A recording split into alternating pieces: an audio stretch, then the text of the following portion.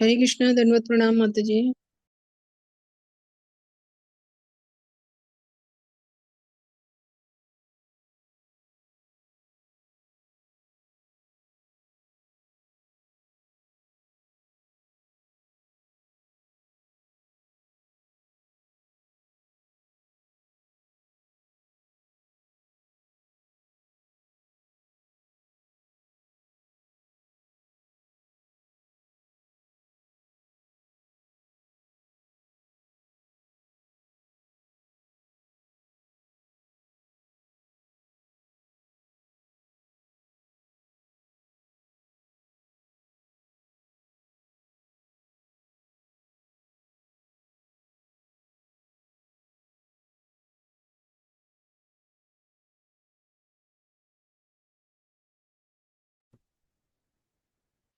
हरे कृष्णा। आप सभी का स्वागत है आज के सत्र में। ओम अज्ञानतिमिरन्धस्य ज्ञानाञ्जनाशलाकाय चक्षुरुन्मिलितं येन तस्मै श्रीगुरवे नमः। नमो विष्णुपदाय कृष्णपृष्ठाय भूतले श्रीमति भक्तिवेदांत स्वामिनीति नामिने नमस्ते सरस्वते देवे गौरवाणी प्रचारिणे निर्विशेष शून्यवादी पाश्चात देशतारिणे। हे कृष्णा करुणा सिंधु दीनबंधु जगतपते गोपेश गोपिका कांत राधा कांत नमस्तुते। तप्त कांचन गौरांगी राधे वृंदावनेश्वरी वृषभानुसुते देवी प्रणमामि हरिप्रिये। वाञ्छाकल्पतरुभ्यश्च कृपा सिन्धुभ्य एव च पतितानं पावनेभ्यो वैष्णवेभ्यो नमो नमः। जय श्री कृष्ण चैतन्य प्रभु नित्यानंद श्री अद्वैत श्री गदाधर श्रीवासादि गौर भक्त वृंद। हरे कृष्णा कृष्णा कृष्णा हरे हरे हरे राम राम राम हरे हरे। तो आप सभी का जो है आज के सत्र में जो है स्वागत है। और हम लोग जो है दूसरे नाम अपराध पे थे। ये जो दूसरा नाम अपराध है, देखिए, ये जितने भी नाम अपराध है, ठीक है ना, ये सारे जितने नाम अपराध है, ये ये एक ही वजह से ये अपराध होते हैं। और वो है, अगर हम ध्यान पूर्वक जब जब नहीं करते हैं तभी ये अपराध होना शुरू होते हैं। जो व्यक्ति ध्यान पूर्वक और विनम्र भाव से भगवान के नामों का जप करता है, ये इन सारे अपराधों से बच सकता है। और आप देखोगे कि ये जो पहला अपराध है, आलोचना करना, है ना, भक्तों की आलोचना करना या भक्तों की निंदा करना, ना, कि जिन जिन भक्तों ने जो है, हम लोग ने पिछली बार भी देखा कि कहते हैं, ये 10वें अध्याय का श्लोक है एक्चुअली। एक सेकेंड ना, मुझे जस्ट निकालने दीजिए ये श्लोक। अ,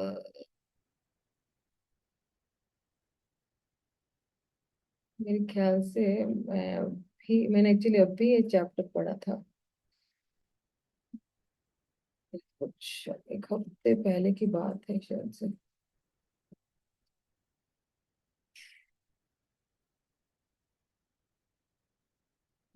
शिशुपाल में ही पढ़ा था।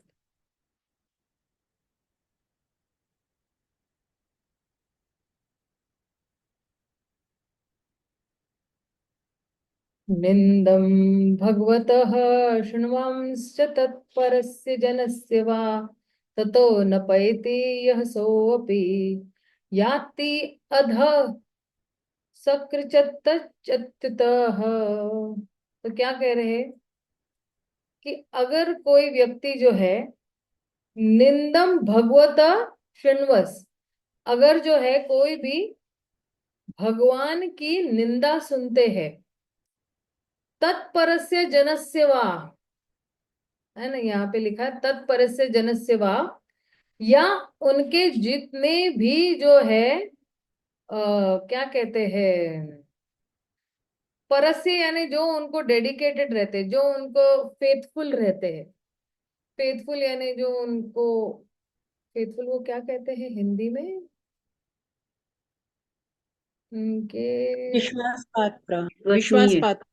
हाँ, विश्वासु जो भक्त होते हैं भगवान के, तो वो भक्त जब भगवान की निंदा या उनके विश्वासु भक्तों की निंदा अगर हम सुनते हैं, तो अगर कोई व्यक्ति ततो न पैती यह सो अपी, तो वो व्यक्ति अगर कोई भी तुरंत ही उस जगह से नहीं निकल जाता है, तो याति अद सुकृतच अच्युतः, उसके जितने भी जो है अच्छे पुण्य जो है, वो सारे क्या हो जाते हैं, वो सब खत्म हो जाते हैं।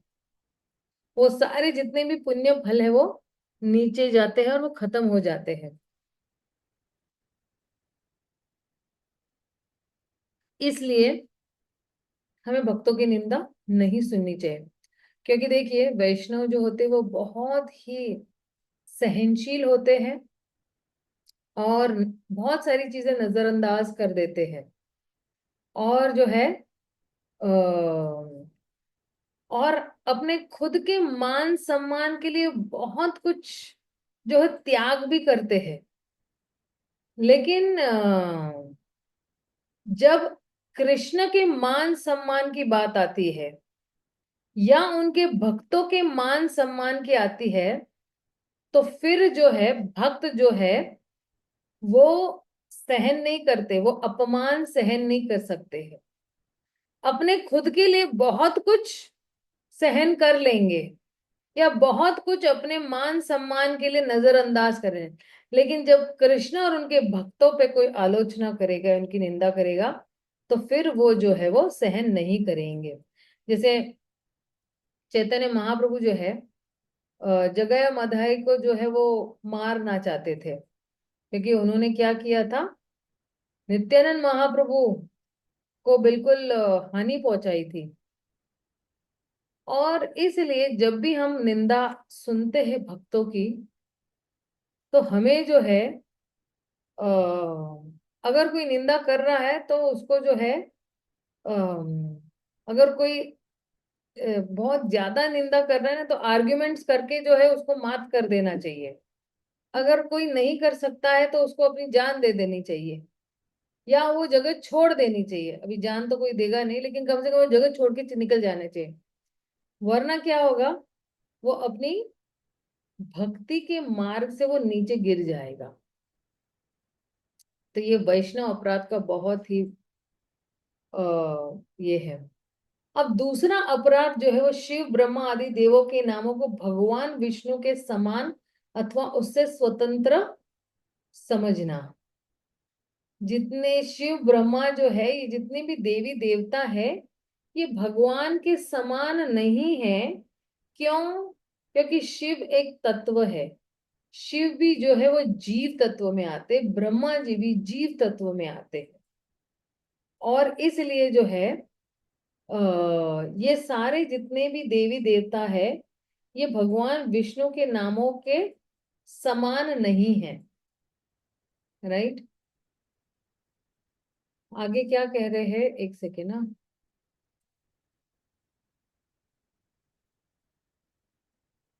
सबको ये स्क्रीन दिखाई दे रहा है? हरे कृष्णा, सबको ये स्क्रीन दिखाई दे रहा है? दूसरा? जी माता जी। ओके। हाँ जी। Okay, thank you. ओके, तो भगवान कृष्ण का दिव्य स्थिति क्या है? पहली बात तो भगवान जो है वो, भगवान कृष्ण परम सत्य है। वे भौतिक जगत के नियमों के अधीन नहीं है। हमारे यहाँ पे नियम लागू है ना? ये जितने भी है, एक अपनी जो है भौतिक जगत का एक अपना भी कानून चल रहा है, तो इसके अधीन नहीं है। भगवान तीन गुणों से भी परे है, शुद्ध सत्व लेवल पर है।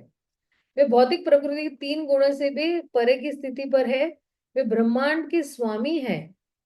उनका शरीर दिव्य और शुद्ध सत्व गुण में है। जैसे मेरा शरीर जो है वो रक्त, पस और पेशाब से बना हुआ है, लेकिन भगवान का जो शरीर है वो सत, चित और आनंद इससे बना हुआ है। वे गोलोक के स्वामी हैं। वे भगवान विष्णु के स्तोत्र है। भगवान विष्णु भी उन्हीं से आते, जैसे हम लोग ने अपनी चैतन्य चरितामृत की सुबह की क्लासेस में हम लोग देख रहे हैं कि किस तरह से भगवान विष्णु ही कृष्ण से आते हैं, यानी कृष्ण विष्णु के स्तोत्र हो गए, राइट, उस तरह से। इसलिए शिव और ब्रह्मा का नाम जो है वो विष्णु के नाम के समान नहीं है, क्योंकि शिव और ब्रह्मा के स्तोत्र भी जो है वो भगवान कृष्ण ही है। तो देखिए, शिव जी में 55 गुण है, भक्तों में 50 गुण होते हैं, शिव जी में 55 है, और विष्णु में 7 है, और जो है कृष्ण में जो है वो 64 गुण है। इसलिए हम में और भगवान में बहुत फर्क है। पुरुष अवतार और जीव जिनमें देवता सम्मिलित है, कृष्ण से उनके गुणों को उसी प्रकार प्राप्त करते हैं जिस प्रकार बिजली का बल्ब पावर स्टेशन से ऊर्जा प्राप्त करता है ना। जैसे हम बैटरी है, सॉरी, हम बल्ब है और बैटरी से जो है पावर मिल रहा है, लेकिन इस बैटरी को भी जो है पावर कहाँ से मिल रहा है? ये बैटरी को भी पावर मेन पावर हाउस से मिल रहा है। तो फिर जो है कृष्ण से उनके गुणों को उसी प्रकार प्राप्त करते हैं जिस प्रकार बिजली का बल्ब पावर स्टेशन से ऊर्जा प्राप्त करता है। तो हम जो है बल्ब की तरह है, हमें ऊर्जा कहाँ से मिल रही है? मेन पावर हाउस से मिल रही है। बैटरी आप सोच सकते हो कि देवी देवता है, वो भी उनको भी जो है मिलता है पावर, या उनको शक्ति मिलती है भगवान कृष्ण से ही। कृष्ण का नाम और जो है, एक सेकेंड ना, कृष्ण का नाम और अन्य नामों के बीच में अंतर है। तो कृष्ण का नाम कृष्ण के समान ही है। जैसे प्रभुपाद भी उदाहरण देते हैं कि अगर मैं Coca Cola Coca Cola Coca Cola कहूंगा या पानी पानी पानी कहूंगा, तो सिर्फ बोलने से मेरी प्यास नहीं बुझेगी, मुझे वास्तव में ग्लास उठाना पड़ेगा, पीना पड़ेगा, तब जाके मेरी प्यास बुझेगी। तो पानी और वो जो उसका जो पानी है वो दोनों अलग है। पानी का नाम और पानी दोनों अलग है। लेकिन यहाँ पे क्या है, कृष्ण का नाम और कृष्ण बिल्कुल समान है, राइट। जैसे हम भगवान का नाम लेते हैं, भगवान तुरंत ही हमारे सामने प्रकट होते हैं। जैसे ही कृष्ण कहते हैं तुरंत ही प्रकट हो जाते हैं। और जो आनंद की खोज में है वो आनंद केवल एक ही व्यक्ति हमें दे सकते हैं। यह तथ्य देवता का अन्य निम्न जीवात्माओं पर लागू नहीं है। अगर देवी देवताओं का अगर हम नाम लेते हैं तो दोनों का नाम अलग अलग है, एक समान नहीं है। दूसरे अपराध को कैसे सुधारा जा सकता है? प्रामाणिकता से पश्चाताप करके पवित्र नाम का आश्रय लेकर, और इस अपराध को फिर कभी नहीं करना। तो अगर किसी ने सोचा है कि विश्व जो है ब्रह्मा जी और शिव जी और देवी देवता सब लोग एक ही है, तो फिर हम पश्चाताप कर सकते हैं, अरे मेरे में कम बुद्धि का व्यक्ति था, मुझे तो समझ में नहीं आया, अब ज्ञान हुआ है तो चलो पश्चाताप करना है और भगवान का ही नाम लाए, है ना। कहते हैं कि हरि स्थान अपराधे तारे हरि नाम। तो हरि के प्रति अगर अपराध किया है तो तारे हरि नाम ही। तो पश्चाताप करके कोई भी भगवान का नाम लेता है तो फिर वो जो है पवित्र नाम का आश्रय लेकर उस अपराध को फिर से नहीं करने की ठान लेता है, तो फिर वो अपराध क्षमा हो जाता है। ठीक है, तो ये दूसरा नाम अपराध है। अब तीसरा नाम अपराध है गुरु की अवज्ञा करना।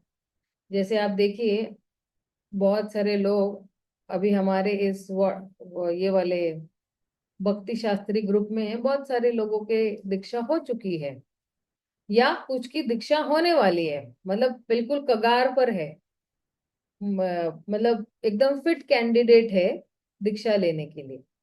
लेकिन जब दीक्षा लेते हैं तो गुरु कुछ आदेश भी देते हैं।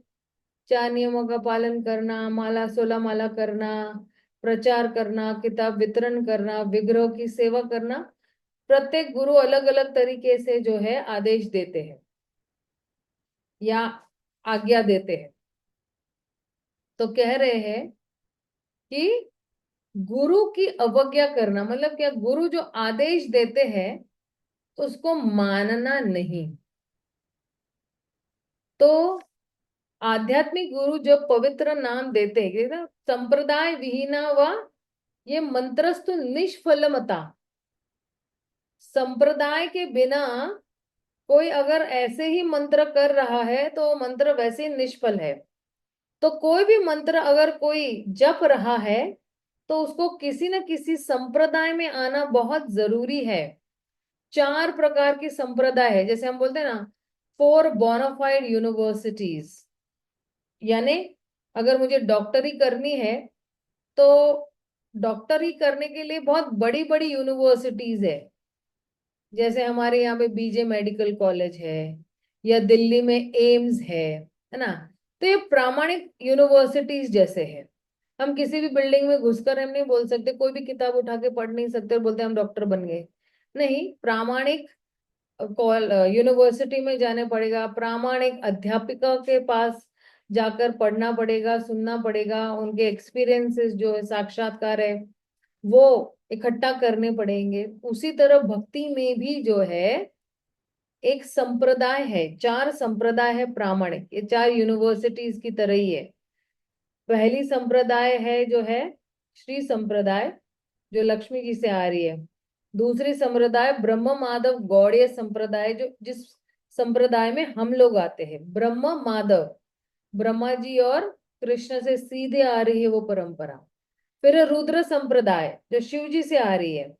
और चौथी है कुमार संप्रदाय, जो ब्रह्मा जी के 4 पुत्र है कुमार, उनसे वो संप्रदाय आ रही है।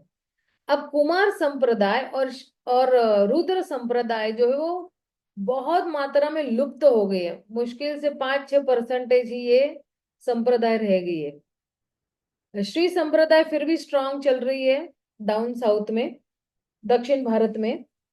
लेकिन ब्रह्म माधव गौड़ीय संप्रदाय दिन दूनी रात चौगनी जो है वो बढ़ती जा रही है, बहुत बढ़िया तरीके से वो बढ़ते जा रही है श्रील प्रभुपाद की कृपा से।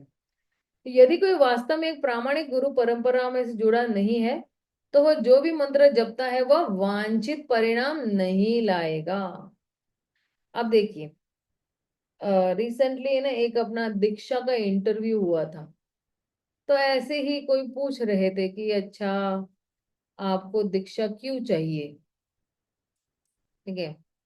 तो उस व्यक्ति ने कहा कि मुझे जो है भगवत धाम जाना है, इसलिए जो है, या उन्होंने एक्चुअली पूछा था कि आप माला क्यों करते हो। तो उन्होंने कहा कि मुझे जो है, क्योंकि वो दीक्षा का इंटरव्यू चल रहा था तो पूछे थे माला क्यों कर रहे हो। तो बोले मुझे भगवत धाम जाना है। तो भगवत धाम जाना जो है ठीक है, लेकिन उद्देश्य क्या है वहां पर जाकर जो है। जैसे मान लो अगर मुझे यहाँ से कहाँ जाना है,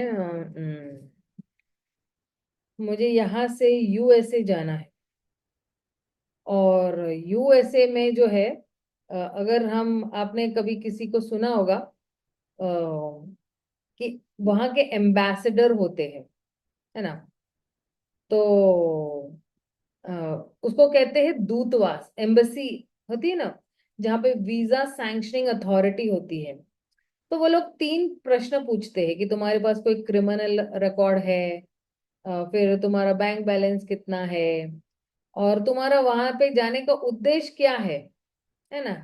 ये नहीं कि कोई भी फुकटा व्यक्ति चला जा रहा है। बैंक बैलेंस क्यों देखते हैं कि अगर कोई व्यक्ति जो है कंगाल व्यक्ति है तो वो वहां की सरकार पे जाके बोझ बन जाएगा। जिसके पास जो है काम चोरी करने की आदत हो चुकी है ना, तो वो एक्चुअली वहां पे सरकार पे बोझ बन जाता है। इसलिए जो है वो पूछते हैं कि आपके पास कितना पर्याप्त मात्रा में बैंक बैलेंस होना चाहिए, तभी जाके जो है वो भेजते हैं वहां पे। तो जो है हमारे पास जो है ये जो दूतावास यानी हमारी एम्बसीज जो है वो कौन है, हमारी एम्बसीज है हमारे टेम्पल। और हमारे जो राजदूत है, हमारे राजदूत कौन है, एम्बेसडर शिला प्रभुपाद है ना। तो जब हम जैसे दूतवास एम्बसी है ना, मतलब टेम्पल भी दूतवास की तरह ही है।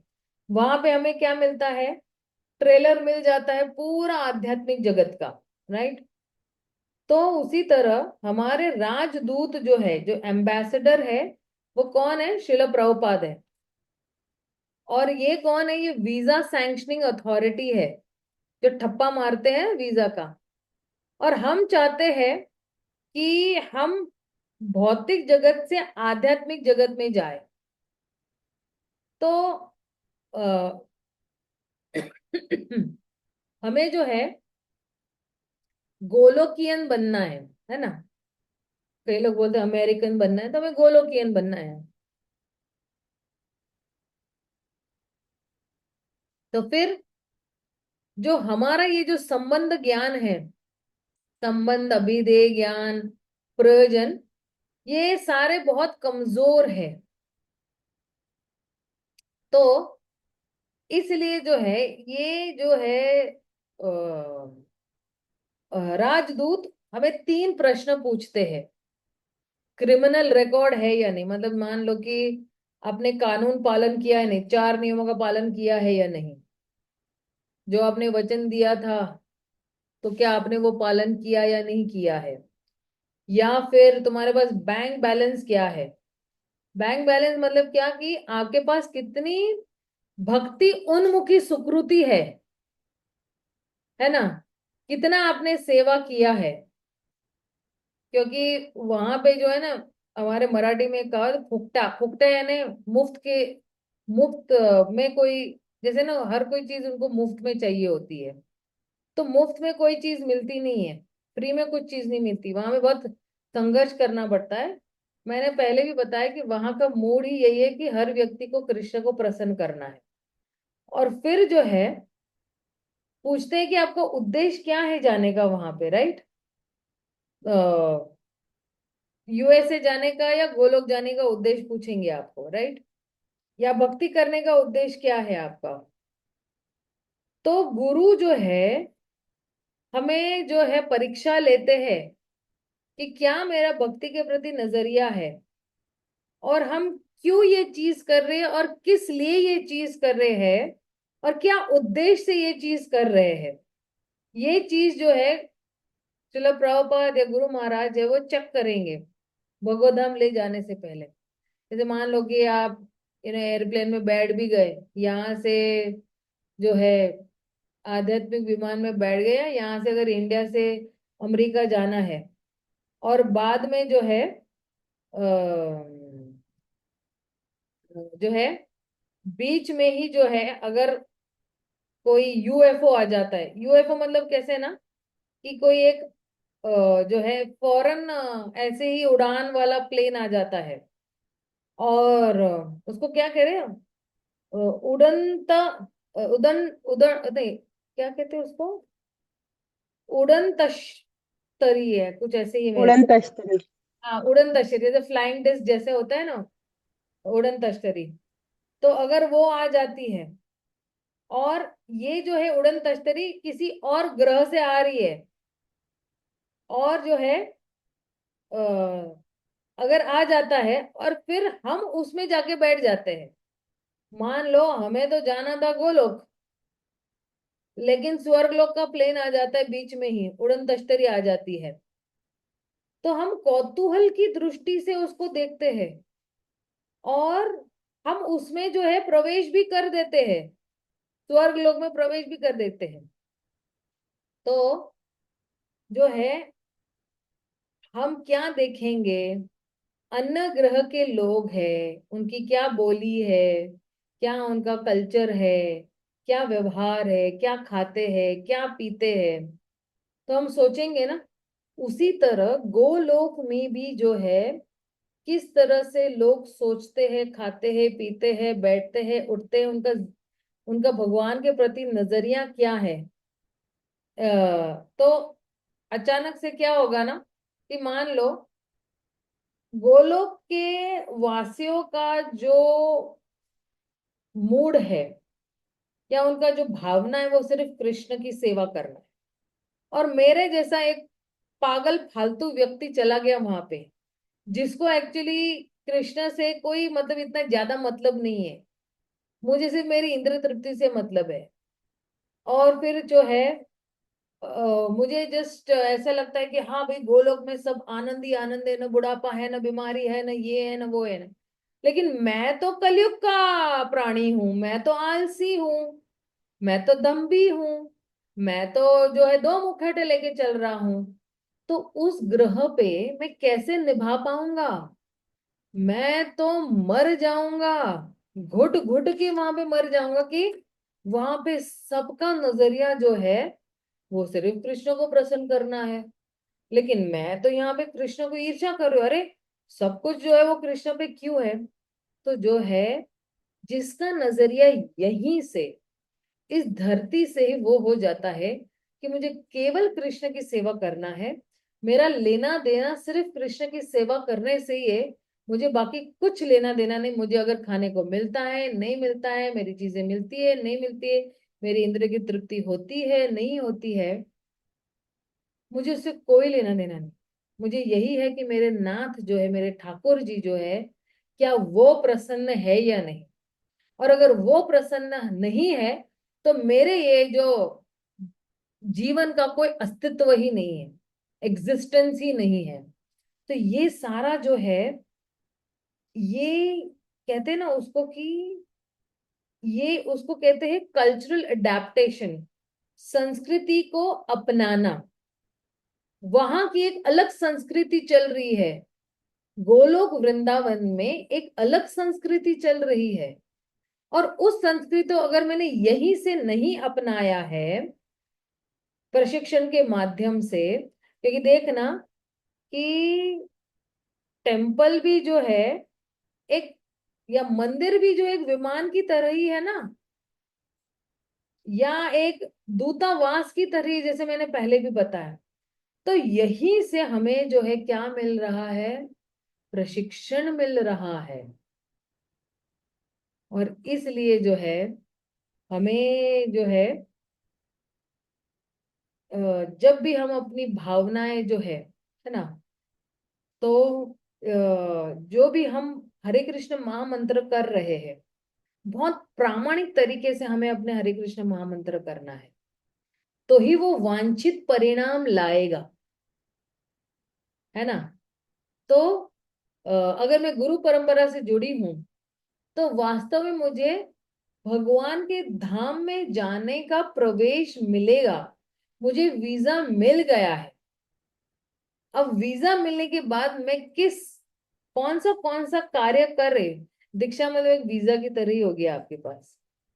अब जो है मैं कौन सा कार्य करूंगी जिसके माध्यम से जो है मुझे वहां पे प्रवेश मिलेगा। वीजा मिल जाता है, दीक्षा मिल जाती है, प्लेन में बैठने को नहीं मिलता है। भाई भाई आप प्लेन में नहीं बैठ सकते, आपकी योग्यता नहीं है। आपने बहुत सारा सामान जो है वो लादा हुआ है अपने पर। कौन सा सामान लादा है मैंने अपने आप पे? काम, क्रोध, मद, मोह, लोभ, मत्सर। इसलिए एयर होस्टेस क्या बोलती है? नीचे उतर जाओ, बहुत सामान है आपके पास, आप नहीं जा सकते हो। बोलो। तो इसलिए जो है मेरे पास इतना अगर सामान है तो मुश्किल ही होगा मुझे भगवत धाम मिलेगा मिलेगा। तो ठीक है, आगे बढ़ते हैं हम लोग। श्री प्रभु लिखते हैं, गुरु अपने आप को सदैव भगवान का सबसे विनीत दास कहकर प्रस्तुत करते हैं, किंतु शिष्यों को चाहे कि वह उनको भगवान के व्यक्त प्रतिनिधि के रूप में देखें। गुरु को कभी साधारण नहीं देखना चाहिए। ऐसे आचार्य से ईर्ष्या करने का अर्थ है स्वयं भगवान से ईर्ष्या करना। ये बहुत खतरनाक है। गुरु से ईर्ष्या करना यानी भगवान से ईर्ष्या करने के बराबर है। अब देखिए गुरु में है ना दोनों आ जाते हैं। जब हम शब्द गुरु बोलते हैं तो हम चारों गुरु की बात कर रहे हैं, दो गुरु की बात नहीं कर रहे। पथ प्रदर्शक गुरु, शिक्षा गुरु, दीक्षा गुरु और चैत्य गुरु, हम चारों की बात कर रहे हैं। तो इन चारों गुरुओं से कभी ईर्ष्या नहीं करनी चाहिए। आध्यात्मिक गुरु के लक्षण क्या है? वे कृष्ण तत्व जानते हैं, वे 6 वेगों पर नियंत्रण करते हैं, वाचो वेग, मनसा क्रोध वेग, जीवारुता। कोई चाहे एक ब्राह्मण, शूद्र, गृहस्थ या सन्यासी हो, वे जीवात्मा को जन्म और मृत्यु के चक्र से मुक्त करने में समक्ष होते हैं। गुरु ही एक होते हैं जो हमें जन्म मृत्यु के चक्कर से छुड़ा सकते हैं। अगर आज मैं अपनी माँ को भी जाके बोलूंगी कि मम्मी प्लीज मुझे जन्म मृत्यु के चक्कर से छुड़ाओ, तो वो भी नहीं छुड़ा सकती है, क्योंकि वो खुद ही बंधी हुई है। तो जो खुद ही बंधा हुआ है, तो किसी और बंधा हुआ को वो कैसे खोल सकता है? तो उसके लिए कौन सा व्यक्ति चाहिए हमें? जो व्यक्ति मुक्त है। जो व्यक्ति मुक्त है वही बंधे हुए को खोल सकता है। तो गुरु जो है वो मुक्त आत्मा है। वो मुक्त आत्मा ही जो है वो बद्ध जीव को, इसे कहते हैं ना बद्ध जीव, बंधा हुआ जीव को वो इस भव सागर से छुड़ा सकते हैं। ये ये फिलॉसफी हमारी बहुत स्पष्ट होनी चाहिए। उन्हें शास्त्रों के निष्कर्षों पर साक्षात्कार किया है और उन्होंने दूसरे तक पहुंचा सकते हैं। वे एक आचार्य होते हैं, वे एक आचार्य होते हैं जो अपने स्वयं के उदाहरण से सिखाते हैं। वे भक्तिमय सेवा में दृढ़ स्थित रहते हैं, ब्रह्मनिष्ठ और आध्यात्मिक जीवन में दृढ़ता से स्थित रहते हैं। वे दूसरों को भौतिक जीवन त्याग कर आध्यात्मिक जीवन की शुरुआत करने के लिए प्रेरित करते हैं। जो हम कहते हैं ना कि क्या कहते हैं? एक सेकेंड ना।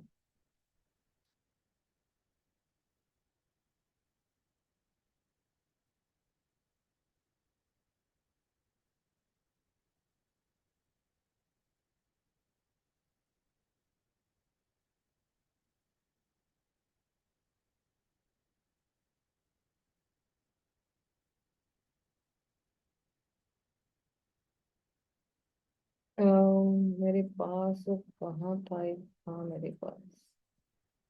एनीवेज, तद विधि प्रणिपातेन परिप्रश्नेन सेवया उपदेक्षिते ज्ञानम ज्ञानिना तत्वदर्शिना। तो गुरु जो है वो भक्तिमय सेवा में दृढ़ता से स्थित रहते हैं। दृढ़ता से स्थित रहना मतलब क्या? सालों साल एक ही सेवा कर रहे हैं, सालों साल एक ही कार्य कर रहे हैं, लेकिन बोर नहीं होते हैं। इसको कहते हैं ब्रह्मनिष्ठ। और आध्यात्मिक जीवन में दृढ़ता से स्थित रहते हैं, बिल्कुल दृढ़ रहना। अपने जो कुछ भी उनके गुरु ने जो कोई भी उन्हें आदेश दिए हैं उस पर क्या रहना? बिल्कुल अडिग रहना। और गुरु जो होते हैं कहते हैं कि आप अपना भौतिक जीवन त्याग कर दो और आध्यात्मिक जीवन को अपना लो, उसके लिए प्रेरणा दे रहे हैं। जैसे हम लोग बहुत, मतलब मैं अपने परिवार की बात कर रही हूँ, हम लोग बहुत ही इंद्र तृप्ति में लिप्त है। खाना पीना सोना, इधर जाना उधर जाना, घूमना, पैसे उड़ाना, इतना कुछ। लेकिन जैसे ही गुरु आते हैं अपनी लाइफ में, जीवन में, तो तुरंत ही, इसलिए अभी रिसेंटली भी परम पूज्य भक्ति पद्मा सौरभ प्रचारक महाराज कह रहे थे कि भक्त का कोई भौतिक जीवन जैसा होता ही नहीं है। भक्त का जितना जो शरीर है या जितना भी मन है या जितनी भी कार्य है, वो क्या है? भगवान के इर्द गिर्द ही घूम रहे हैं। इसलिए भक्त का कोई ऐसे भौतिक जीवन जैसा कुछ होता ही नहीं है। भक्त का आध्यात्मिक जीवन हो जाता है। और ये आध्यात्मिक जीवन कब शुरू होता है? जब ये व्यक्ति एक प्रामाणिक गुरु से मिलते हैं, गुरु धीरे धीरे प्रेरणा देते हैं और उसके भौतिक जीवन को खत्म करने के लिए, मतलब धीरे धीरे गाइडेंस देते हैं। गुरु की सेवा कैसे करे, यह करे यह न करे। अच्छा, ओके, यह न करे। गुरु को एक साधारण व्यक्ति नहीं समझना चाहिए। कृष्ण ने उन्हें शाश्वत आध्यात्मिक गुरु के रूप में शिष्य के पास भेजा है और उन्हें हमेशा भगवान के प्रिय सेवक के रूप में पूजा जाना चाहिए। आध्यात्मिक गुरु द्वारा उपयोग किए गए आसन, बिस्तर, जूते, वाहन, स्नान का पानी आदि चीजों का अनादर न करें, उनकी छाया पर कदम न रखें। तो ये सारी चीजें नहीं करनी है, ठीक है। कि जो है उनके साधारण व्यक्ति नहीं समझना चाहिए।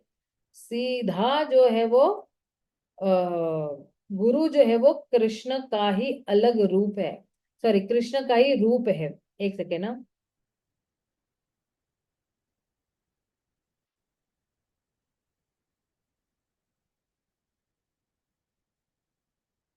मुझे एक्चुअली एक श्लोक याद आ रहा है जो परम पूज्य गौर गोविंद स्वामी महाराज कहते थे।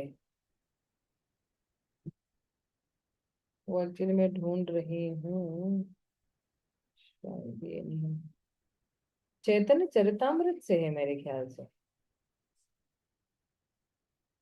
हम लोग ने अभी भी रिसेंट, हाँ, गुरु कृष्ण रूप न शास्त्रे र प्रमाणे, गुरु रूपे कृष्ण कृपा करे न भक्त गणे। तो कहते हैं कि जो गुरु है वो कृष्ण से अलग नहीं है। भगवान कृष्ण जो है किसके रूप में आ रहे हैं, गुरु के रूप में आ रहे हैं और अपने भक्तों का उद्धार कर रहे हैं। तो अगर हमारा रिश्ता गुरु के साथ अगर बिल्कुल स्ट्रांग है, मतलब हमारा रिश्ता कृष्ण के साथ बिल्कुल दृढ़ है या स्ट्रांग है। क्योंकि आ, ये आदि लीला के तात्पर्य में ही प्रभुपाद लिख रहे हैं कि अगर जो है गुरु के साथ किसी व्यक्ति का जो है अगाढ़ रिश्ता है तो उसका एक्चुअली भगवान के साथ ही है। क्योंकि हालांकि गुरु जो है वो अपने आप को हमेशा कृष्ण के दास के रूप में प्रस्तुत करते हैं, लेकिन गुरु के शिष्य ने अपने गुरु को जो है बिल्कुल जो है भगवान के प्रतिनिधि के रूप में ही देखना है। जैसे हमें यही समझना है कि भगवान साक्षात जो है खड़े हैं। क्योंकि कई लोग बोलते हैं ना कि गुरु की बहुत सारी योग्यता हम लोग ने देख ली है, लेकिन जो है गुरु को साधारण व्यक्ति भी नहीं समझना चाहिए। जैसे गुरु ने अपना आसन है, बिस्तर है, उस पे जाके कूदना फानना और कुछ भी गंद जमा देना, या गुरु के वाहन में जाके कुछ अय्याशी करना, या गुरु ने जिस अ, पानी से स्नान किया उस चीजों को अनादर करना, गुरु अगर चल रहे तो उनकी छाया पे जो है पैर देना, ये सारे जो है वो क्या है, वो अपराध है गुरु के प्रति। आईडीसी ने जिन जिन लोगों ने आईडीसी किया है, ये सारा मैं पढ़ा चुकी हूँ आईडीसी कोर्स में। गुरु की उपस्थिति में किसी अन्य व्यक्ति की पूजा न करे। गुरु भगवान के ही रूप है, इसलिए किसी अन्य की पूजा नहीं करनी चाहिए। गुरु जीवित रहते हुए दीक्षा नहीं देनी चाहिए। अगर मान लो मेरे गुरु महाराज जीवित है तो मैं उनके सामने दीक्षा नहीं दे सकती हूँ, क्योंकि ऑलरेडी जीवित है और वो दीक्षा देने में सक्षम है। तो मुझे दीक्षा देने की क्या जरूरत है। हाँ, अ, अगर गुरु इस धरातल से भगवत धाम चले जाते हैं तो फिर उनकी अनुपस्थिति में दीक्षा दे सकते हैं। गुरु की उपस्थिति में अपने आध्यात्मिक ज्ञान से दूसरों को प्रभावित करने का प्रयास न करें। गुरु की उपस्थिति मतलब क्या, कि मान लो मैं हूं, मेरे गुरु महाराज है और तीन चार लोग और हैं, है ना। तो मैं जो हूँ ये प्रदर्शन करने की कोशिश करूँ कि मैं कितना ज्ञानी हूँ, मैं कितना जो है मेरे पास कितना साक्षात्कार है, तो अपनी डींगे दूसरों को हाँक कर रही हूं मैं। लेकिन एक्चुअली जो है मेरे गुरु मेरे सामने है, तो मुझे जो है दूसरों को प्रभावित करने की जरूरत नहीं है गुरु के सामने, है ना। क्योंकि गुरु जो है वो अपने आप में ही सक्षम है उनको जो है उपदेश देने के लिए। तो मुझे जो है उपदेश देने की जरूरत नहीं है मेरे गुरु की उपस्थिति में। गुरु को नियंत्रण करने का प्रयास न करें। कई लोग बहुत ये करते हैं। याद है कुछ ऐसे लोग थे जो गुरु को बहुत प्रेशराइज करते थे, आपको ऐसा करना ही पड़ेगा, आपको ये होना ही पड़ेगा, आपको यहाँ जाना ही पड़ेगा। हम लोगों ने कितने लोग बुलाए हैं, लेकिन अगर गुरु की सेहत ही ठीक नहीं है तो हमें समझना चाहिए। नहीं, तो अभी हमने देखा कि क्या नहीं करना है। आइए देखते हैं अब गुरु जो है उनके साथ क्या करना है। हमेशा कृष्ण कृष्ण पूजा करने से पहले आध्यात्मिक गुरु की पूजा करनी चाहिए। उन्हें एक अच्छा आसन, जूते, चरण स्नान के लिए पानी, कपड़ा आदि भेंट किया जाना चाहिए। फिर उनकी अनुमति से श्री श्री राधा कृष्ण के विग्रह की पूजा की जा सकती है। भोजन पहले भगवान के विग्रह को और फिर आध्यात्मिक गुरु को अर्पित करना चाहिए। जहां कहीं भी कोई अपने आध्यात्मिक गुरु को देखता है तो उसे प्रार्थनाओं के साथ उन्हें साष्टांग दंडवत प्रणाम अर्पण करना चाहिए। प्रार्थनाओं के साथ मतलब क्या, उनका प्रणाम मंत्र बोलना चाहिए, है ना। जो भी आपके गुरु महाराज का प्रणाम मंत्र बोलना चाहिए। वांछा कल्पतरुभ्यश्च कृपा सिंधुभ्येव च पतितानां पावनेभ्यो वैष्णवेभ्यो नमो नमः। अनंत कोटि वैष्णव वृंद की जय। और अगर आपको कुछ और भी प्रार्थनाएं और गुणगान करना है तो आप कर सकते हो, ठीक है ना। तो जरूरी नहीं कि प्रार्थनाएं सारी संस्कृत में हो, आप अपनी हिंदी भाषा में भी बोल सकते हो, अंग्रेजी भाषा में भी, या जो कोई भी आपकी भाषा और गुरु महाराज वो समझते हैं आपकी भाषा। गुरु का नाम बड़ी श्रद्धा के साथ बोलना चाहिए। परम पूज्य गोपाल कृष्ण गोस्वामी महाराज, परम पूज्य राधानाथ स्वामी महाराज, परम पूज्य भक्ति चरु स्वामी महाराज, इस तरह से जो है सावधानी से कभी भी उनके आदेशों की अवज्ञा नहीं करनी चाहिए। हमेशा उनके द्वारा ग्रहण किए हुए प्रसाद के अवशेषों का सम्मान करके उसे ग्रहण करने के लिए उत्सुक होना चाहिए। भक्त उच्चिष्ट के लिए व्यक्ति ने बहुत ही जो है क्या होना चाहिए, ललायित रहना चाहिए। ऐसी कोई बात न कहे जो गुरु को असंतुष्ट करे। असंतुष्ट करे यानी उनके दिल को जो है दुख न पहुंचाए। उनके चरणों में विनम्रता पूर्वक गिरकर उनकी शरण लेनी चाहिए। विनम्रता पूर्वक मतलब तद्विधि प्रणिपाते न परिप्रश्नेन सेवा उपदेक्षते ज्ञानम ज्ञानिना तत्वदर्शिना। तो जो है विनम्रता पूर्वक जो है हमें गुरु के पास जाना चाहिए। तद विधि प्रणिपातेन परिप्रश्नेन सेवया। तो विनम्रता पूर्वक हम गिरेंगे, फिर प्रश्न पूछेंगे परिप्रश्नेन, और फिर उनकी शरण लेनी चाहिए यानी उनकी सेवा करनी चाहिए। ये तीन चीजें जब हम गुरु के समक्ष जाते हैं तो ये करना चाहिए। और जो है कह रहे हैं कि ये जो तीसरा अपराध जो है गुरु अवज्ञा, ये कब होता है, तो हमें जो है सबसे अच्छा है कि हमें आध्यात्मिक गुरु की प्रवचनों को, आध्यात्मिक गुरु के निर्देशों पर ऑलवेज ध्यान केंद्रित करना है और न ही उनके शारीरिक रूप पे। अभी हमारे आंदोलन में ऐसे बहुत सारे गुरु हैं जिनका रंग अलग है, या उनका उनका जो है बोलने का स्टाइल अलग है, या उनका शरीर अलग है। एक एक महाराज है उनका एक पैर ही नहीं है, लेकिन क्या वो जो है बहुत सारे पूरे विश्व में घूम रहे और प्रचार कर रहे हैं। या हमारे परम पूज्य जय पताका स्वामी महाराज ही देख लीजिए, 2008 में उनको ब्रेन हैमरेज हुआ था और आज है 2025, कितने साल हुए फिर भी पूरे विश्व में जो वो प्रचार कर रहे हैं। तो भक्ति जो है वो स्वतंत्र है। भक्ति कोई भी बाह्य स्थिति या बाह्य चीजों पे निर्भर है ही नहीं। कोई बिल्कुल विपरीत परिस्थितियों में भी भक्ति कर सकता है, उसका अगर विल पावर या उसकी चाह जो एकदम अगर स्ट्रांग है तो वो आराम से कर सकता है। तो इसलिए जो है हमें बाह्य रूप से किसी भी गुरु को देखना नहीं है कि ये बोलता कैसा है, ये चलता कैसा है, ये बैठता कैसा है, ये खाता कैसा है, ऐसे ये बाह्य चीजें देखनी नहीं। हमें क्या देखना है कि गुरु कौन सा ज्ञान हमें दे रहे हैं, उस ज्ञान के माध्यम से हम कैसे पवित्र हो रहे हैं, और हमारे भगवान के प्रति कितना आकर्षण बढ़ रहा है, इस पे हमारा फोकस होना चाहिए, न कि गुरु के बाह्य चीजों पे होना चाहिए। राइट। आगे, एक शिष्य को तटस्थ रहने के विपरीत सक्रिय रूप से गुरु की प्रसन्नता के लिए कार्य करना है। तो अ, अगर बिल्कुल स्ट्रांग रहना है तो फिर जो है हमें क्या करना है, गुरु की प्रसन्नता के लिए वही कार्य करने हैं जो पॉजिटिव है, सकारात्मक चीजें हमें करनी है। और वरना क्या होगा, तो फिर हमें आलस चढ़ जाएगा, फिर असावधानी हम लोग बरतेंगे, और फिर जो है हमारे गुरु जो है हमसे नाराज हो जाएंगे, और अगर नाराज हो जाएंगे तो फिर जो है हमारे लिए आध्यात्मिक जीवन में खतरा ही खतरा है।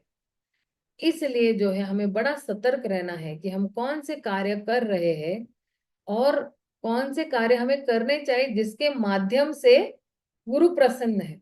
और इसका एक बहुत ही सीधा सादा फॉर्मूला आप लिख लो। जो गुरु के प्रवचनों में जो आदेश है या जो गुरु प्रवचन दे रहे हैं, उसमें से आप निकालोगे कि कौन से कार्य से गुरु प्रसन्न हो गए, आप वही कार्य करो, तो कभी गुरु नाराज होंगे ही नहीं। अगर गुरु की आज्ञाओं का पालन करेंगे तो गुरु हमेशा प्रसन्न रहेंगे। तो आप देखना ना, जब इंद्र ने बृहस्पति का अपमान किया था तो क्या हुआ था इंद्र के साथ, या रामचंद्र पुरी ने माधवेंद्र पुरी के प्रति अपराध किया था तो क्या हुआ था। तो ऐसे बहुत सारे उदाहरण हैं कि किस तरह से एक शिष्य ने अपने गुरु के प्रति अगर किया अपराध है तो फिर जो है वो शिष्य का जो है वो पतन हो जाता है, आध्यात्मिक जीवन से ही पतन हो जाता है। तो अगर कोई अपराध करता है तो माफी मांगनी चाहिए। ये शास्त्रीय उदाहरण ही है कि उसने माफी मांग ली है। राइट। तो हमारे पास बहुत सारे उदाहरण हैं। आप देखना कि जब दुर्वासा मुनि जब सुदर्शन दुर्वासा मुनि का पीछा कर रहा था तो फिर जो है किस तरह से जो है वो दुर्वासा मुनि ने जो है माफी मांगी थी, या ब्रह्मा ने जी ने जो है जब ग्वाल बाल और गायों का भी को चुराने के बाद भी ब्रह्मा जी ने भी माफी मांगी थी, किससे, परम भगवान पुरुषोत्तम श्री कृष्ण से ही माफी मांगी थी। और दुर्वासा मुनि ने भी जो है अम्बरीश महाराज से माफी मांगी थी। तो माफी मांगने में क्या प्रॉब्लम है, अगर कोई अपराध किया है तो माफी मांगो। और अभी आप देखना भागवतम में दक्ष भी है। दक्ष ने जब शिवजी के प्रति गर्व के कारण अपराध किया था तो दक्ष प्रजापति ने भी जो है शिवजी से माफी मांगी थी, और इंद्र को भी पछतावा हुआ था। नाग पत्नियों ने भी जो है वो भगवान से प्रार्थना की कि हमें क्षमा कर दीजिएगा, हमारे पति को क्षमा कर दीजिएगा। क्योंकि इंद्रदेव भी जो है, इंद्रदेव ने भी जब अपराध किया था भगवान के प्रति, गोवर्धन जब भगवान ने उठाया था तब इंद्र ने भी क्षमा याचना की थी। तो इस तरह से देखेंगे कि अगर हम कोई भी अपराध करते तो हमें तुरंत ही माफी मांग लेनी चाहिए, तुरंत ही। तो क्या होता है, वैष्णव जो है वो बहुत ही दयालु कृपालु होते हैं, वो तुरंत ही क्षमा कर देते हैं। उन अपराधों के लिए भी क्षमा कर देते हैं जो आपने किए हैं, और जो आप करने वाले हो उसके लिए भी क्षमा कर देते हैं भगवान या गुरु जो है वो इतने दयालु कृपालु हैं। अब आइए चौथा नाम अपराध पे जाते हैं, वैदिक शास्त्र अथवा प्रमाणों का खंडन करना। मतलब क्या कि वैदिक शास्त्रों को मान्यता न रखना, क्या है वैदिक शास्त्र कुछ भी है ना, या प्रमाण जो है वैदिक शास्त्रों में दिया गया था, नहीं नहीं नहीं ये तो ऐसे ही बोलते रहते हैं, उसका खंडन करना, उसको मान्यता नहीं देना। तो अब देखना, ये वैदिक शास्त्र एक्चुअली है ही क्या। ये वैदिक शास्त्र यानी हमारे सारे वेद है। वेद मनुष्य को 4 दोषों से एक्चुअली मुक्त करता है। 4 दोष मतलब क्या है, एक हमारा दोष है कि कारणा पाठव दोष है। मतलब कारणा पाठव मतलब क्या, कि हमारी अपूर्ण इंद्रिया है। फिर प्रमाद है, यानी हमारे पास जो है मोह है। मोह यानी इल्यूजन, कि अरे दूर से जो है रेगिस्तान में पानी दिखाई दे रहा है, लेकिन पास जाके हम देखते तो कोई पानी नहीं रहता है। और कभी भ्रम में रहते हैं तो हम त्रुटि भी करते हैं या गलतियां भी करते रहते हैं। और विप्रलिप्सा, कि स्वयं को भी धोखा देना और अन्य को भी धोखा देने की प्रवृत्ति करना, ये भी है जो है हमारे चार ये दोष है। और ये जो हमारे वेद है, ये एक्चुअली चार दोषों से परे है, यानी ऊपर है। अगर हम देखेंगे, श्रील भक्ति विनोद ठाकुर ने एक दशमूल शिक्षा दिया है। तो ये दशमूल शिक्षा जो है, इसमें एक्चुअली मुझे वो श्लोक याद नहीं आ रहा है।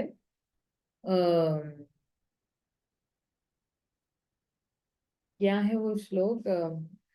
अमान्य प्राह तत्व हरि,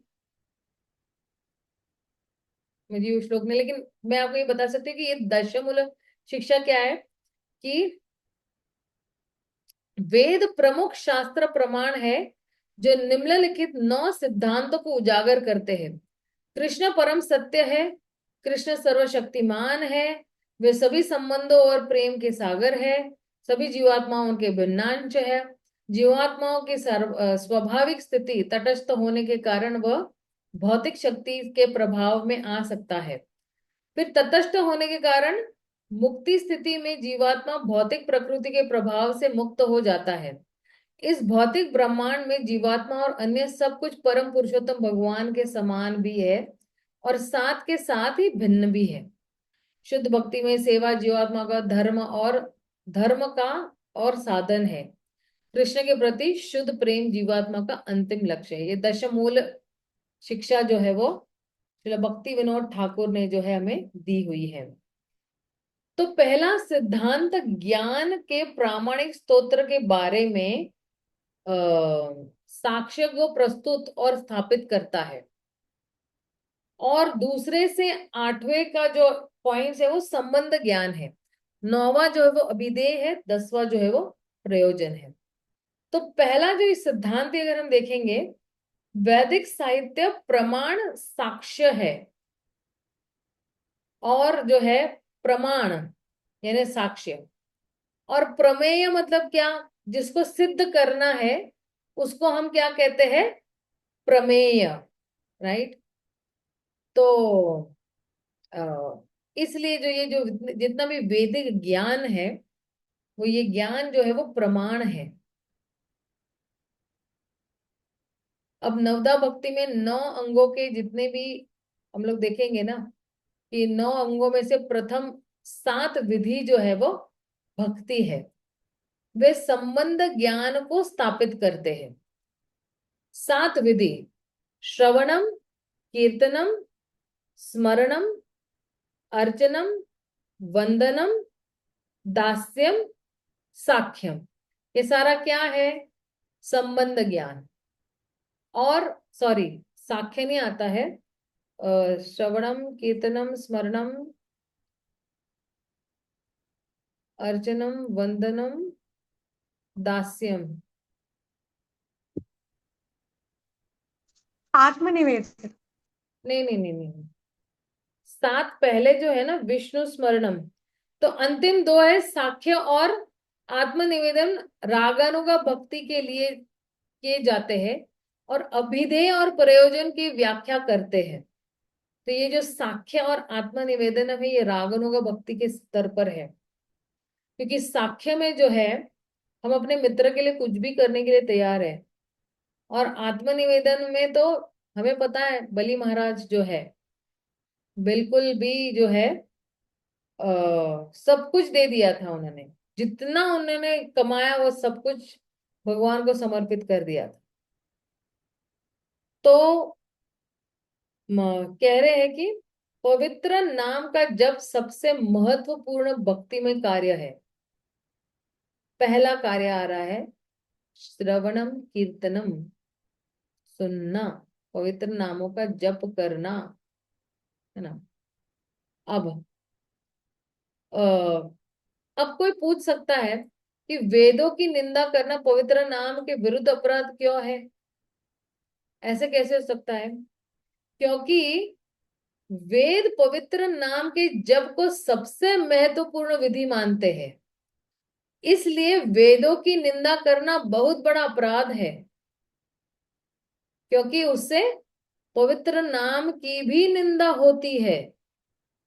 अगर कोई वेद की निंदा कर रहा है तो वो पवित्र नाम की भी निंदा हो रही है, तो ये नाम अपराध में आ रहा है।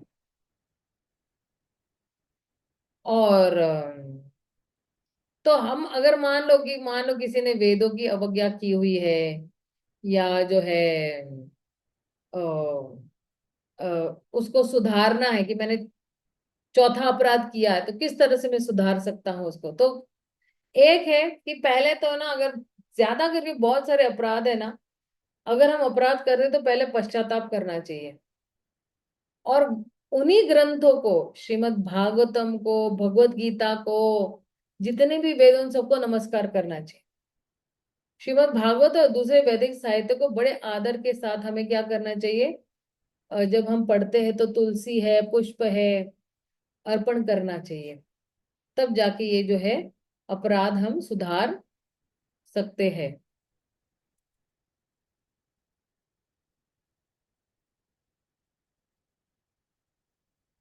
अब पांचवा अपराध, हरे कृष्ण महामंत्र के जप की महिमा को काल्पनिक समझना। तो जो है, कोई समझता है कि ये काल्पनिक है, किसी ने दे दिया हमें, चलो ट्राई करते हैं। ये कोई ट्रायल एंड एरर नहीं है। ये जो दिया गया है ना, ये काल्पनिक कुछ भी मन गढ़ंत ऐसे ही नहीं उठा के दे दिया है। जैसे हम ले ना, बाजार से कुछ भी लेते हैं और उठा के किसी को भी कुछ दे देते हैं, ऐसा नहीं है। ये हरे कृष्ण महामंत्र का बहुत बड़ा महत्व है, क्योंकि यही 16 अक्षरों वाला या 32 जो है अक्षरों वाला, है ना, ये जो है दिया गया है ये मंत्र।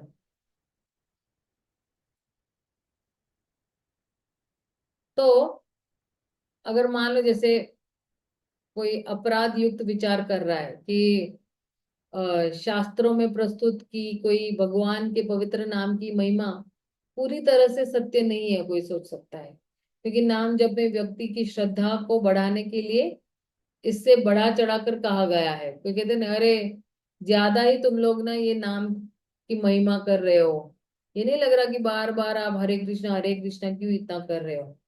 तो ये अपराध युक्त विचार है।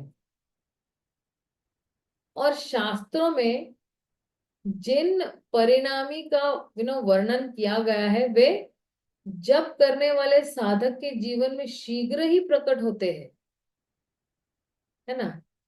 वे बीजों की तरह होते हैं जो कुछ समय के बाद फलीभूत हो जाते हैं।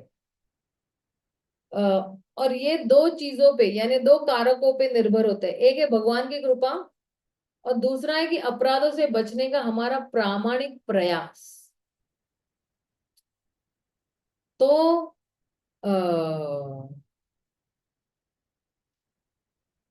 अगर कोई जप कर रहा है, कोई साधक अगर कोई जप कर रहा है, तो भगवान कितनी जल्दी उस व्यक्ति के जीवन में प्रकट होंगे, तो किस मात्रा में हम भगवान के नामों का जप कर रहे हैं, है ना। और जिस जिस मात्रा में हम गंभीरता पूर्वक जप करते हैं, उसी उसी मात्रा में भगवान हमारे निकट आते हैं और हमें कृपा देते रहते हैं। उसी उसी मात्रा में हमें कृपा मिलती रहती है। आज मैंने जप किया, मुझे कृपा मिली। आज मैंने जप किया, मुझे कृपा मिली। आज मैंने जप किया, मैंने कृपा मिली। और उसके साथ अगर अपराधों से बचते रहोगे, तो कृपा बढ़ती बढ़ती बढ़ती बढ़ती बढ़ती बढ़ती भगवान के चरणों तक पहुंच जाएगी, और भक्ति लता बीज जो है वो भगवान के श्री चरणों तक पहुंच जाएगा। अब ये जो पांचवा अपराध अगर कोई करता है, तो उसको नष्ट कैसे किया जा सकता है?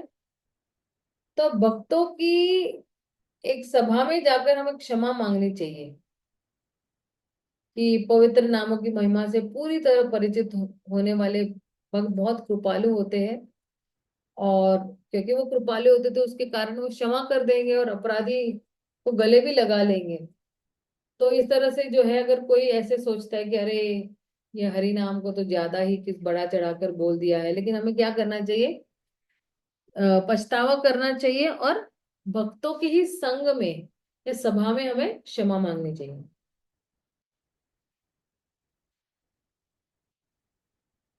फिर आगे क्या कह रहे हैं? पवित्र भगवान नाम में अर्थवाद का आरोप करना। तो कुछ मन गढ़ंत कहानी, जैसे जब से मन सम्मोहित हो जाता है, या जब ब्रह्मा पर ध्यान करने के लिए है ना, कुछ मन गढ़ंत। एक रिपोर्टर ने ना एक बार एलन एलन क्या नाम है उसका, एलन गिल्सबर्ग से पूछा कि ये जब क्या है। तो उन्होंने कहा कि ये जो है जैविक चीज है। जैविक चीज यानी बायोलॉजिकल चीज है ये। और निरंतर जप से जो है ऑक्सीजन की गहराई या ऑक्सीजन की रिहाई जो है शरीर में परमाणु को उत्पन्न करती है। तो उसने यह कहा से सुना था, अपनी उपजाऊ कपोल कल्पना से, मनगढ़ंत कहानी से ही सुना था। तो यह भौतिक स्पष्टीकरण है। लेकिन शिल प्रभुपाद क्या कहते हैं? जब मैं जप करता हूं तो मैं अपने दिमाग में एक बड़ी लाल बत्ती देखता हूँ, मुझे क्या करना चाहिए? तो श्रील प्रभुपाद कहते हैं, बस जप करते रहो, वह लाल बत्ती बंद हो जाएगी। ये पूछा था एक्चुअली एलन गिलबर्ग ने। जब सम्मोहन की तरह काम करता है, नहीं यह सम्मोहन नहीं है, यह शुद्धिकरण है। जर्मनी में एक रिपोर्टर ने पूछा था श्रील प्रभुपाद को।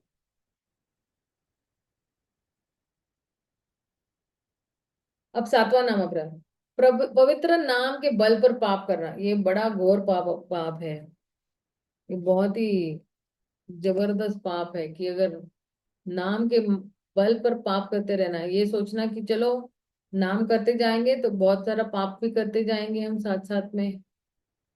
पाप के विभिन्न स्तर होते हैं, और वेदों के अनुसार जो है पाप के एक्चुअली तीन स्तर होते हैं। एक तो अज्ञानता में हम लोग कोई पाप करते हैं, और दूसरा है पाप करने की इच्छा रखना, या पाप को पूर्ण कोई कृत्य करना। हम लोग ने अभी भक्ति रसामृत सिंधु के बिल्कुल स्टार्टिंग में ही देख लिया था कि जो पाप फलीभूत हो चुके हैं, फलीभूत होने वाले हैं, या अभी जो है फलीभूत हुए नहीं है ना।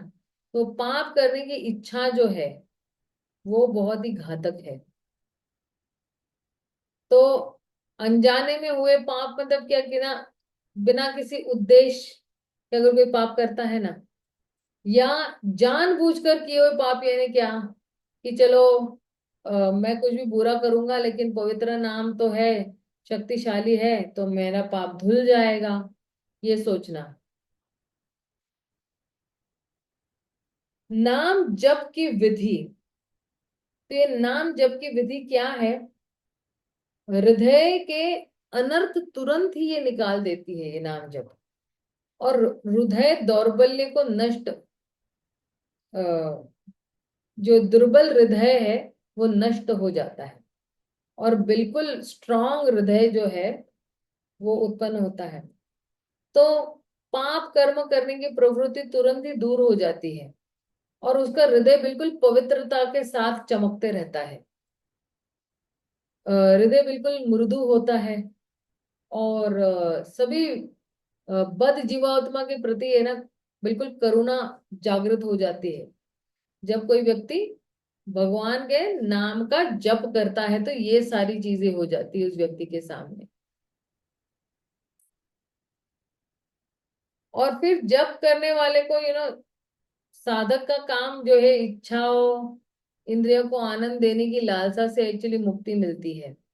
उसे केवल भक्ति करने के लिए जो बहुत सारी अनुकूल चीजें वो स्वीकार करता है, और प्रतिकूल चीजें जो है वो क्या करते हैं, त्यागते रहता है। और क्योंकि वो अनुकूल चीजें स्वीकार कर रहा है और प्रतिकूल चीजें त्याग कर रहा है, तो उसकी वजह से उसे काफी मदद मिल जाती है। और हमें विश्वास दिलाते हैं कि भगवान ही हमारे रक्षक है, उद्धारक है और पालन करता है। और बिल्कुल मन की बिल्कुल नम्र स्थिति में वो व्यक्ति हमेशा भगवान के पवित्र नामों का जप करता है। और यही स्थिति जो है वो मदद करती है हम लोगों को। नहीं तो कभी कोई पूछेगा कि ठीक है, मैंने सातवां अपराध कर दिया, नाम के बल पर पाप करना, तो इसको मैं कैसे सुधार सकती हूँ? तो यदि गलती से यह अपराध हो जाता है तो वैष्णव की सभा में जाके स्वयं को शुद्ध करना चाहिए।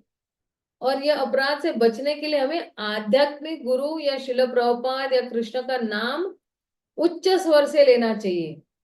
अगर पवित्र नाम के बल पर पाप हो गया है तो हमें क्या करना चाहिए? आध्यात्मिक गुरु का, शिल प्रभुपाद का, वो बड़े बड़े नाम जो है बड़े बड़े आवाज से उच्चारण, शिल प्रभुपाद की जय, शिल गोपाल कृष्ण गोस्वामी महाराज की जय, हरे कृष्णा महामंत्र की जय, इतनी बड़ी बड़ी। आप देखिए ना, आप सुबह में जो है हम लोग वो जय ध्वनि बोलते हैं, याद है आपको? जय ओम विश्वपात परमहंस परिविद्याचार्य स्तुति सत्य डिवाइन ग्रेस अभय चरणारविंद भक्ति वेदांत स्वामी शिल प्रभुपाद की जय। तो ये जो जय ध्वनि बुलाते क्यों बुलाते हैं एक्चुअली? कि मान लो हमने कोई पाप किया है, गलती से कोई अपराध किया हरि नाम के प्रति, तो भी वैष्णव की सभा है सुबह सुबह में, तो क्या करते हैं? हम जोर जोर से भगवान के नामों का उच्चारण करते हैं ताकि हम उन नाम अपराधों से, ये जय ध्वनि का जो जय ध्वनि बताई थी शिला प्रभुपाद ने, तो यही उद्देश्य था कि हाँ, जो मेरे आने वाले जो शिष्य है, क्योंकि आप देखिए शिला प्रभुपाद अग्रगण्य शिक्षा गुरु है इस्कॉन के। अगले जो है काफी सालों तक, करोड़ों सालों तक आने वाले जो शिला प्रभुपाद ही रहेंगे अग्रगण्य शिक्षा गुरु। तो आप देखिए उनको पता था कि ये सातवां अपराध किसी न किसी सूक्ष्म रूप से भी हो सकता है भक्तों से। तो सुबह की जय ध्वनि बुला दो, सारे अपराध माफ। लेकिन फिर से हमें वो ना अपराध करना नहीं है, इसका ध्यान रखना है। आठवां नाम अपराध, हरे कृष्ण महामंत्र की जप के वेदों में वर्णित एक सूक्ष्म काम कर्म कर्मकांड के समान समझना है। ये भी एक जरा बहुत ही डेंजर, क्या कहते हैं, अपराध है। एक्चुअली अगर हम समझेंगे ना कि ये पवित्र नाम जप और पुण्य कर्म के बीच में क्या अंतर है, तो पवित्र नाम ही कृष्ण है, साधन और लक्ष्य जो है वो समान है, साधन और साध्य जो है वो एक ही है, या लक्ष्य जो है वो एक ही है। और साधारण पुण्य कर्म के लिए हमारा साधन और लक्ष्य जो है वो अलग अलग होते हैं।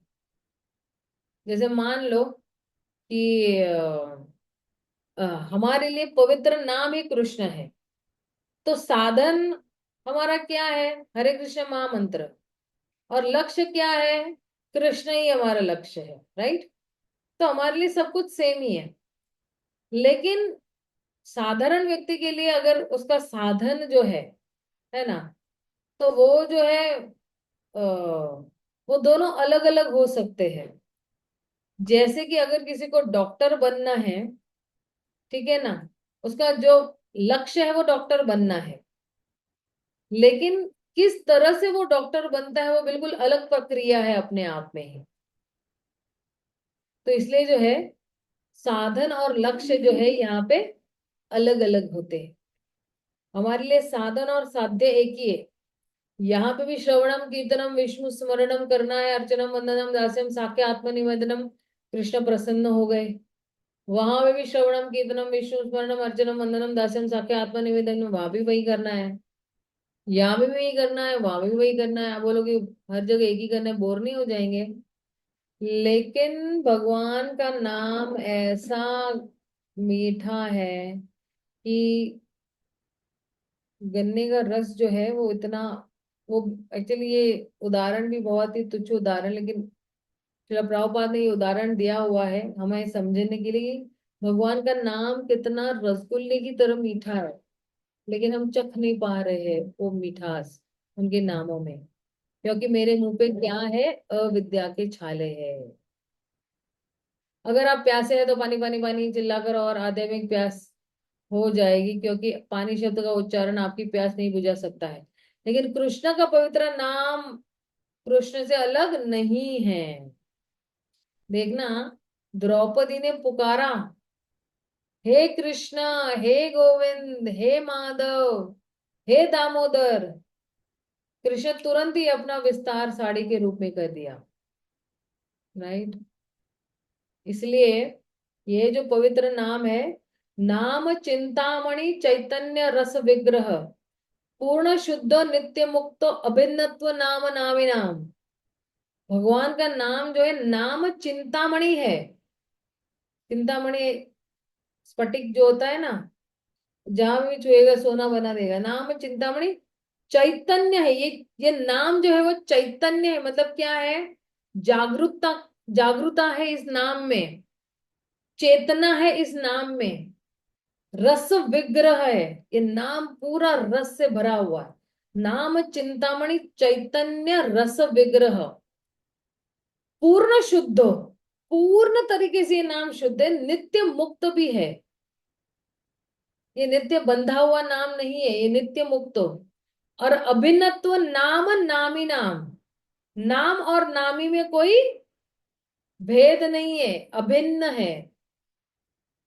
तो ये हरि नाम जो है वो कितना पावरफुल है, हम सोच सकते हैं। आठवें अपराध को कैसे सुधारा जा सकता है? वैष्णव के पास जाकर अज्ञान दूर करने के लिए संबंध ज्ञान प्राप्त करे। भविष्य में इस गलती से बचना चाहिए और गंभीरता से जब शुरू करना चाहिए। अब नौ अपराध, अश्रद्धालु व्यक्ति को हरिनाम की महिमा का उपदेश करना।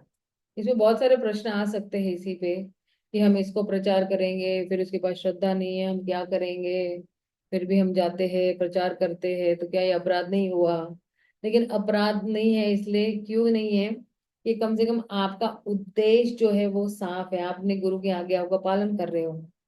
यह अपराध विशेष रूप से दीक्षा के माध्यम से पवित्र नाम देने को संदर्भित करता है। अश्रद्धालु व्यक्ति को हरिनाम या भगवान के नामों का जप नहीं देना चाहिए या दीक्षा नहीं देनी चाहिए। क्यों? क्योंकि उस व्यक्ति को कीमत नहीं होगी। जैसे बंदर को मैं अगर हीरा दे दूंगी, उसको क्या पता चलने वाला है कि ये हीरा है? वो तो जाके कचरे के डब्बे में फेंक देगा। एक जौहरी ही जान पाएगा कि ये हीरा है और इसकी क्या कीमत है। उसी तरह गुरु जब किसी को दीक्षा देते हैं, तो वो जो है अश्रद्धालु को दीक्षा नहीं देंगे। जिसको उन पर या भगवान पे श्रद्धा नहीं है, तो उसको हरिनाम क्यों देंगे? हरिनाम दीक्षा क्यों देंगे उस व्यक्ति को, या उसको उपदेश भी क्यों देंगे? जो सुनना ही नहीं चाहता है, अश्रद्धालु व्यक्ति, उसको नहीं देंगे दीक्षा। तो यह अपराध किसी ऐसी व्यक्ति द्वारा भी एक्चुअली किया जा सकता है जो अयोग्य व्यक्ति के समक्ष पवित्र नाम की गोपनीय महिमा का वर्णन भी कर रहा है। तो अ, इसके लिए भी लागू होता है, दो चीजों के लिए लागू होता है। तो दीक्षित और अदीक्षित भक्त का जप जो है ना, कैसा होता है? तो दीक्षा के दिन आध्यात्मिक गुरु जीव और कृष्ण के बीच एक वास्तविक संबंध स्थापित करते हैं। और दीक्षा के समय जो है कर्म और भौतिक दूषण प्रामाणिक शिष्य को छोड़ देते हैं, और वह अपने पूर्व कर्मों से मुक्त का अनुभव करता है। क्यों? क्योंकि गुरु तो सारे शिष्य के सारे पाप खींच लेता है, इसलिए फिर वो बिल्कुल अपने आप को मुक्ति के पद पर अनुभव कर रहा है। और दीक्षा प्राप्त करने से पहले भी जप का प्रभाव पड़ता है।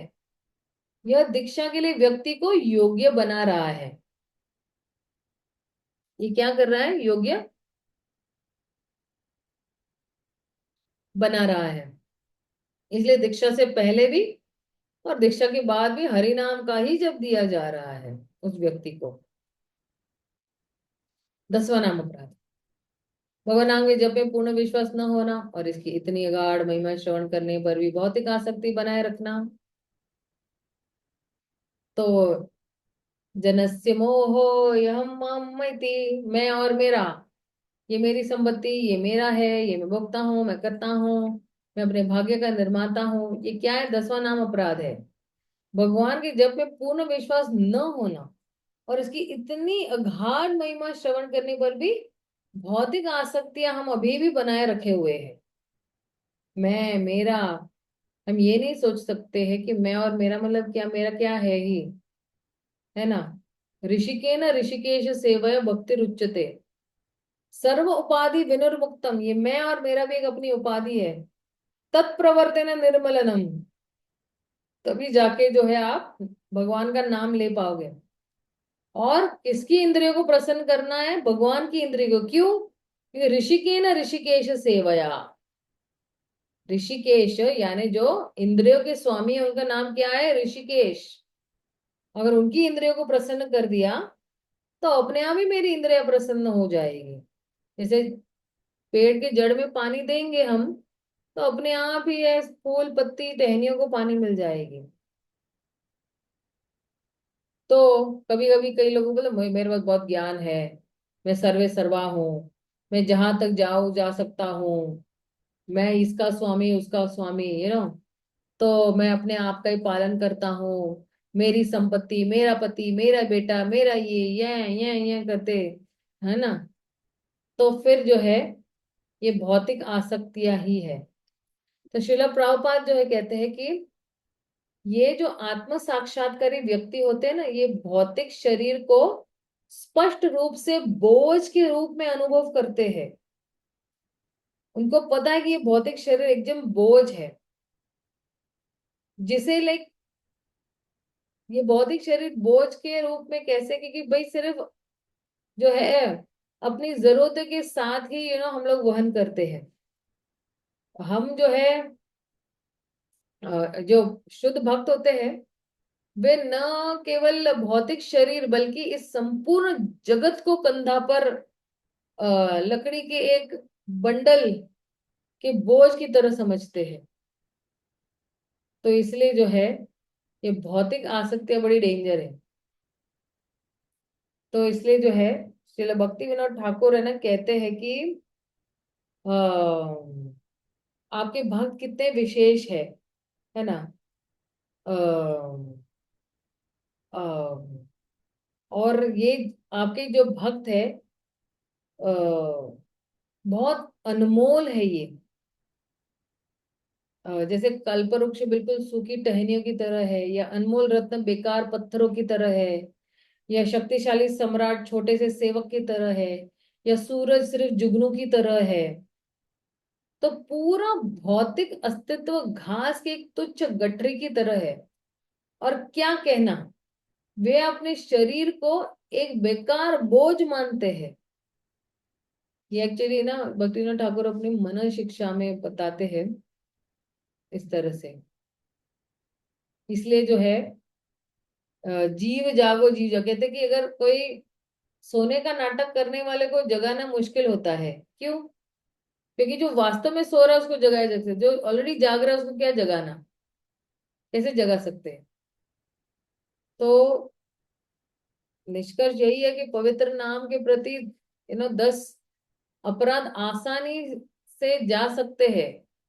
हम अगर शुद्ध वैष्णव की सेवा करें या उनकी निंदा नहीं करनी है, या कृष्ण को पूर्ण पुरुषोत्तम भगवान के रूप में हम लोग पूजेंगे, या हरिनाम की दीक्षा देने वाले आध्यात्मिक गुरु का हम सम्मान करेंगे, या पवित्र नाम की महिमा को प्रकट करने वाले ग्रंथों का हम गुणगान करते रहेंगे।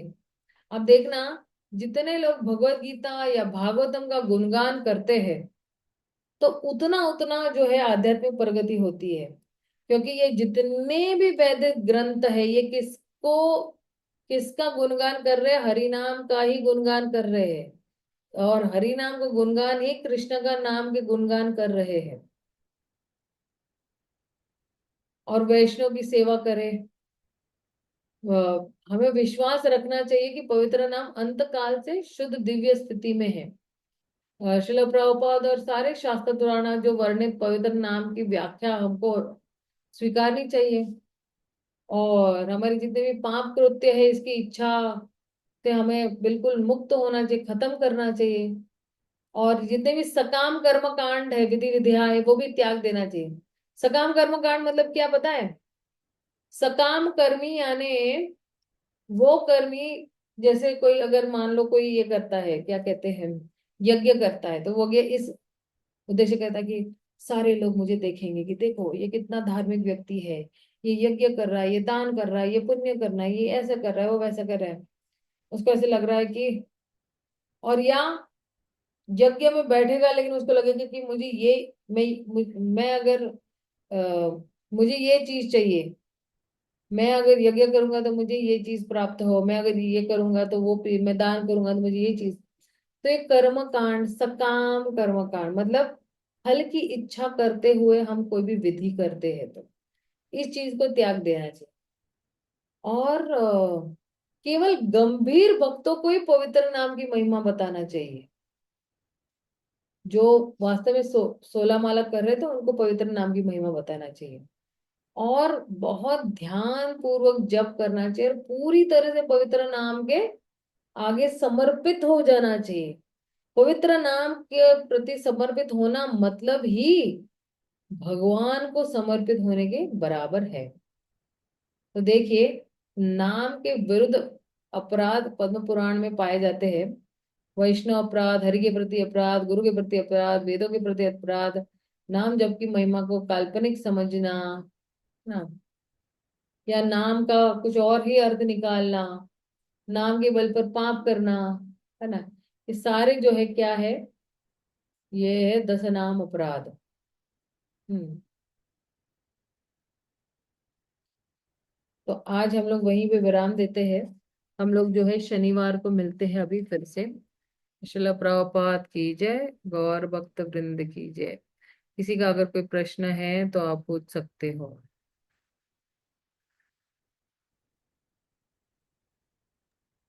हरे कृष्ण माता जी धन्यता। माता जी सैटरडे को पूछूं या अभी पूछ सकती हूँ? लेट हो गया काफी आपको? सैटरडे। मतलब अभी सैटरडे पूछ लो ना।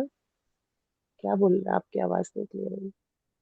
नहीं, मैंने बोला हम सैटरडे को फिर से मिलेंगे, क्योंकि हम लोग सैटरडे संडे मंडे क्लास ले रहे हैं ना। हाँ नहीं नहीं, माता जी मैं ये बोल रही थी, क्वेश्चन पूछना है बट अभी बहुत लेट हो गया, आपको 10:30 हो गया। हाँ हाँ हाँ।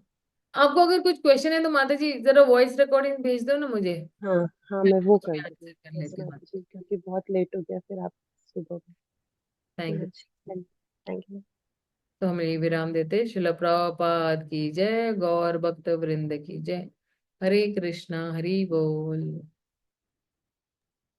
हरे कृष्ण माता जी धन्यवाद।